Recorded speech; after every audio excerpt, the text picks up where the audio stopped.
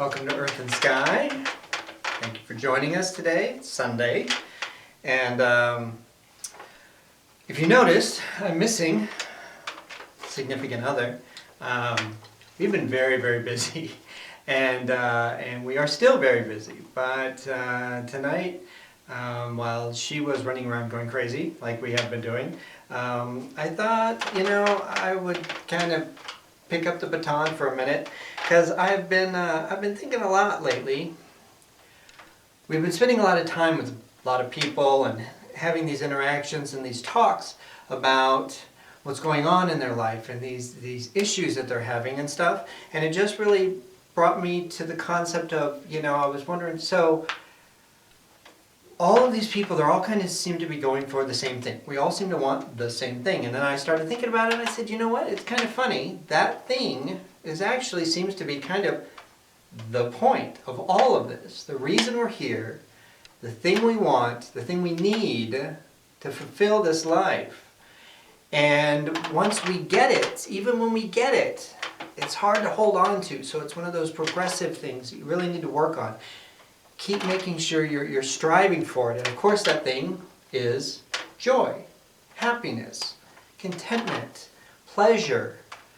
And so I kind of broke it down to three main focuses of life that I think that if you really focus on it, it'll give you the ability to kind of narrow it down and go, am I doing this in this area? Am I doing it in this area? And if you can kind of narrow down those three things, if you can keep these three aspects in your mind when you're going through life, I think finding joy in these aspects is the things that will really kind of covers all of the bases, And so of those, the three things that we're going to talk about is pain, people, and perspective. 3 P's. Pain, people, perspective.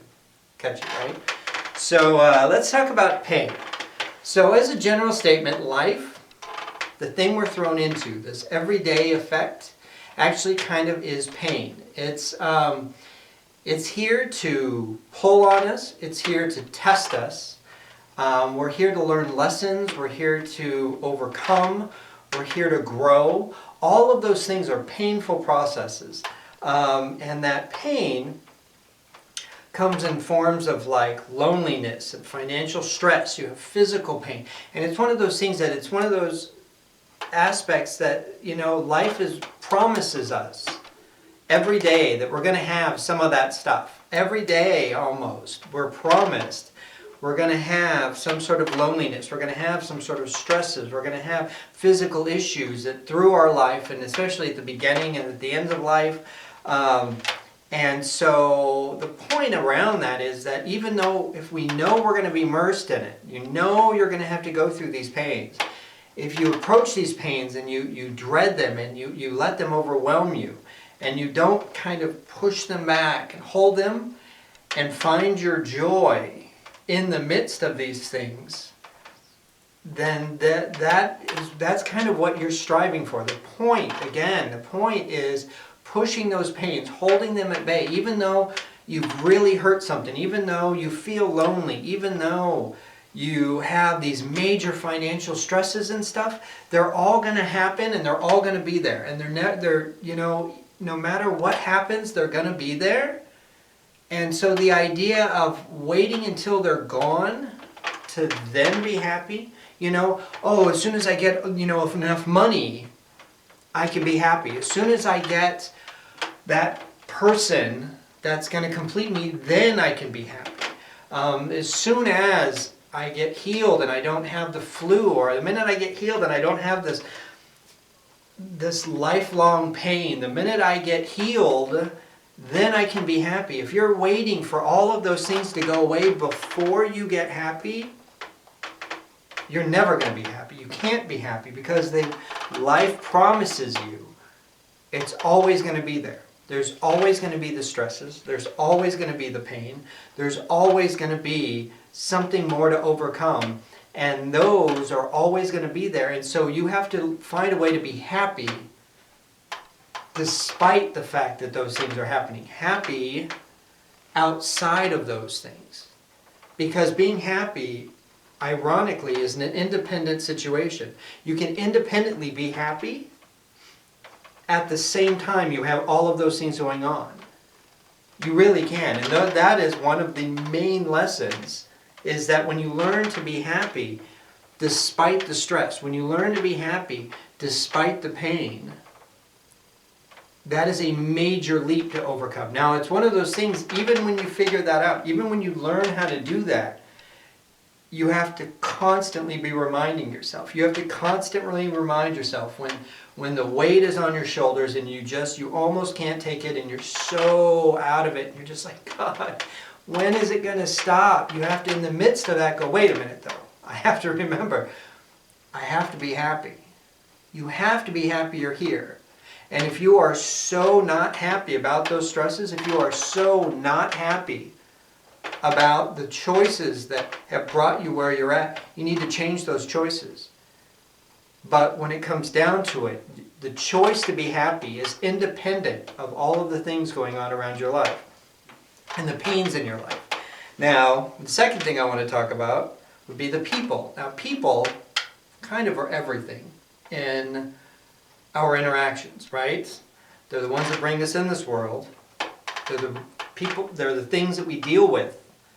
They're the things that make us happy. They're the things that make us angry. They're the things that make us sad. When we lose them, we're sad. When we interact with them, angry, right? No, not always, but sometimes.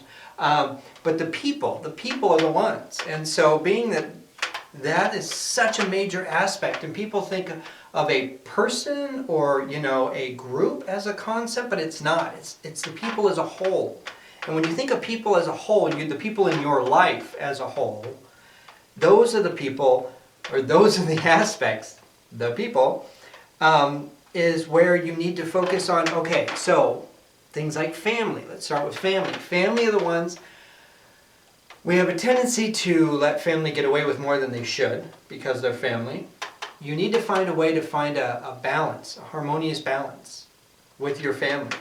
And you need to either learn to accept who they are, and that gives you calm. If you accept, the aunt or uncle that always does the crazy things or always shows up drunk or always, if you accept who they are, you learn to accept them and you deal with that and you allow them to be that person, that gives you a calm where you feel like you can, then it's not so much stress. It's easier to find joy. And the other aspect is if there's no way to come to terms with them, there are family members, and I know a lot of people go, family's forever, and family, you should never give up.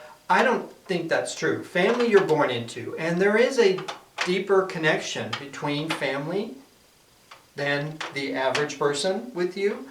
Family means more, but what they do also means more, and sometimes it's so toxic, that toxicness affects you more. And if it is so toxic that there's no way for you to be able to find happiness in your life with that toxicity, you need to find a way to get rid of them.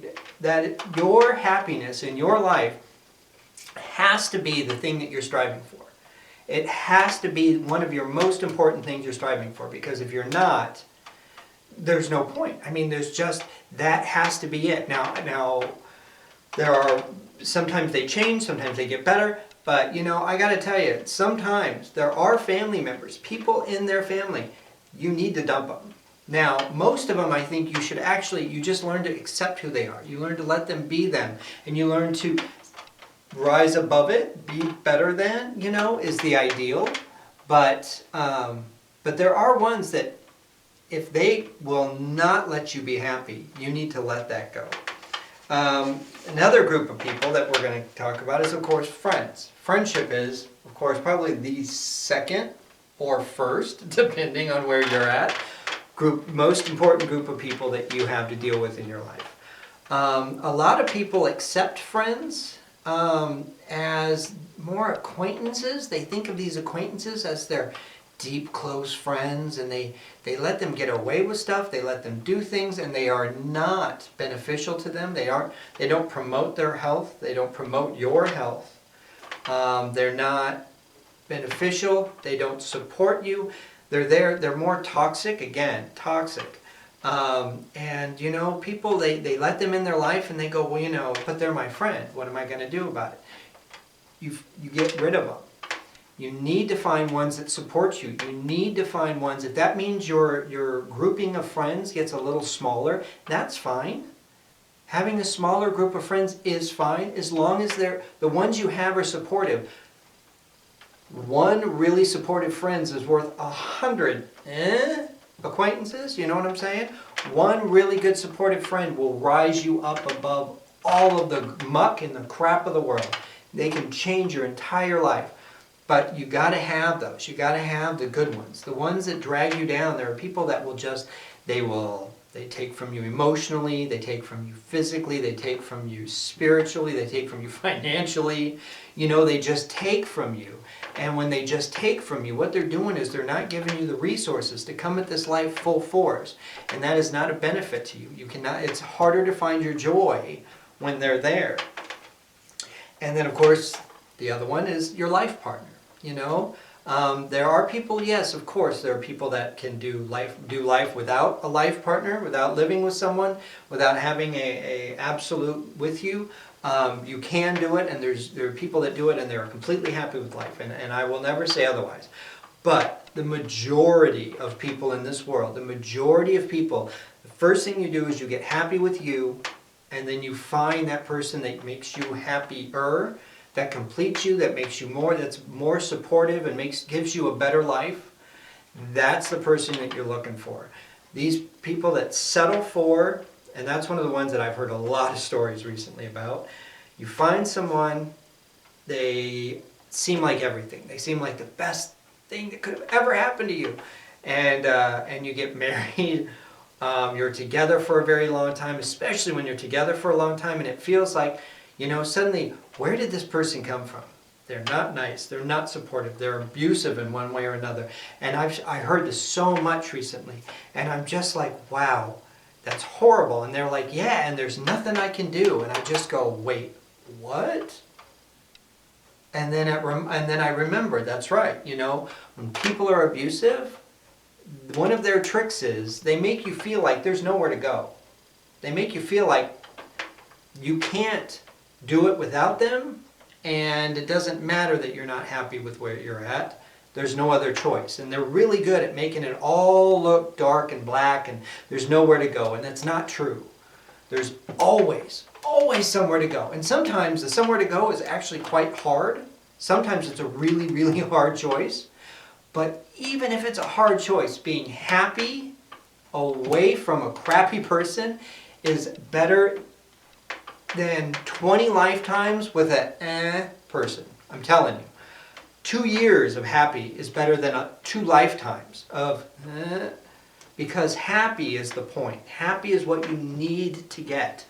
And so if you're not there, if you're not happy, if you're living with someone and you're part of their life and they're part of your life, and every time they're in your space, they're in your mind, you feel less than elated or happy, there's something wrong. And a lot of people, the funny thing is, so people, I never understand people that get married. There's the trend of you're together for a year, so are you getting married? What? Who knows? After a year, you're just getting to know the person. I'm personally of the mind, wait a few years. If you literally are going to be together for the rest of your life, if they're the one, which is what getting married is supposed to mean, if you're going to be together for the rest of your life, why do you have to wait less year and then a year to get married? Boom, we're done. That's it. Now it's the rest of our life? No, that's ridiculous, my opinion. But you find the person, and now these people, they go to get married, and things are like, well, yeah, this part sucks, and this part sucks, and this part sucks, but I think I love them, and I want to get married. And you go, or I go, wait, what? If you're getting married, and this part sucks, and this part sucks, they're not the one. Because once you get married, remember, once you get married, that should be the absolute pinnacle of your relationship. Because it just goes downhill. It goes, you're with each other, you calm down, you're not trying to be nice, you're not and everything just gets worse. Now, worse is relative. If you're here, worse can still be great. It's just not the peak. But if you start down here, it's just going to get worse. And then worse is really bad. You know what I'm saying? So finding the right people. The right people, you surround yourself in the right people. And that is the only way to find joy. Surrounding yourself in the right people will give you joy, will make joy easy, and will make joy something that you can hold on to as time goes on. And again, like I said, finding joy is the first step, and the second step is holding on to it, which is not very easy. And the third thing about finding joy, of course, is your perspective. How do you see the world? How are you seeing things? Now, my thought is that you should always be looking for a better perspective than you have. You're never done growing. And, you know, people, even if you get to the point where you're actually happy with yourself, you're actually, I like this. You look in the mirror and you go, I like that. You're still not done. Because tomorrow, that person is going to be a little different. A year from now, that person is going to be a bit different. 10 years from now, that person's going to be quite a bit different. And you need to continually be growing your perspective, not just on the world, but on yourself. And so that perspective needs to evolve. The only constant that you deal with in this world is change. And again, every one of those changes is trying to bring all of that stuff in on you. And so that change, you need to change with it and keep finding your joy as you work your way through this changing world. Now, sometimes finding joy is as simple as just choosing the right perspective that brings you the most joy. There are certain aspects, like when my father died, I was devastated, and we were talking about the afterlife and dealing with that in certain aspects, and I remember talking to my mother, and she said, well, you know, and she told me what she thought, and it just, her point of view just seemed really sad. It wasn't a happy approach at dealing with transitioning and how things work and how the people are on the other side and stuff. It was just not a happy place, and I just went, I can't go with that one because it doesn't give me joy. It doesn't make me more comfortable with this situation. And so I pick perspectives that work in my favor of dealing with the world, and it gives me comfort and joy. Now, one of the things that I wanted to bring up is when it comes specifically to perspective, is that people a lot of times use like the concept of, you know, the glass is half full or it's half empty, being, you know, you're supposed to be an optimist or a pessimist. And I have always thought that was so funny because they usually narrow it down to just like two. You see it half full or you see it half empty. That's it. And I'm just like, wait, what? I'm like, you can see just, yes, it's a glass that has liquid in it. It's at the halfway mark. And, you know, if you look at it from the top, there's not an empty glass, but you can't tell what it is. Now that perspective is not as full of information, but it's still a valid perspective, you know. One of the things when I was talking with Angela that I thought she brought up that was kind of clever was the idea that if you put that glass on a glass table and you look at it from the bottom, which is kind of looking at the world from a completely different perspective or someone else's perspective, you can look up at the glass and that glass can look enormous and look like it's almost completely full, even though it's only half full, which is kind of a neat way. And if you look at it from way up high, far away, that glass, you can't hardly tell if there is anything in it at all, which makes, you know, gives you the perspective. It's almost empty. And so, but that's the idea of, you know, wherever you're at, people with their perspective of life, wherever you're at, looking at the life, looking at your life like, if I just have this, it's going to be better. If I just have that, it'll be better. If I have more money, things will get better. And the thing with that is that wherever you're at, there's both people that have so much less. I mean, so much less, and are happy. And there are people that have so much more and are not happy. And ironically, we were on our trip, and while we were on our trip, there was this few areas where people that were quite well off were congregating. And Angela and I were walking around, and we would walk by the windows where they were at. And I would look in, and it was funny because the ones that seemed to have so much money, none of them looked happy. Not a one of them looked like they were pleased with themselves, pleased to be alive, pleased to be there. And I just thought, wow, if I have to be that unhappy with life to have that much money, you can keep it. Yes, I would like to have more money than we have, but we have enough. We are so okay, and we are okay because we're happy. And so everything else that we get to us is bonus. And I really think that that's, you know, when you approach life, like the fact of anything more than nothing is bonus, anything more than is great. That joy, that ability to deal with life from that sense makes things so much easier every day. And I truly believe it brings more to you. It allows you to move forwards in life so much easier, so much better. And people will gravitate to you. Good people will gravitate to you. But you need to be happy, both with yourself, your family, your friends, significant other, your life, and your perspectives. So, pain, people, perspectives. You can find joy in those things. Balance it out. Find your joy. I really think you can have a very, very happy life. Once you get it, got to hold on to it though. So, hope you liked this week's talk here at Earth and Sky. Thank you for joining us. If you would please go subscribe to our channel. We would love to have more subscribers. Press like on the video if you would.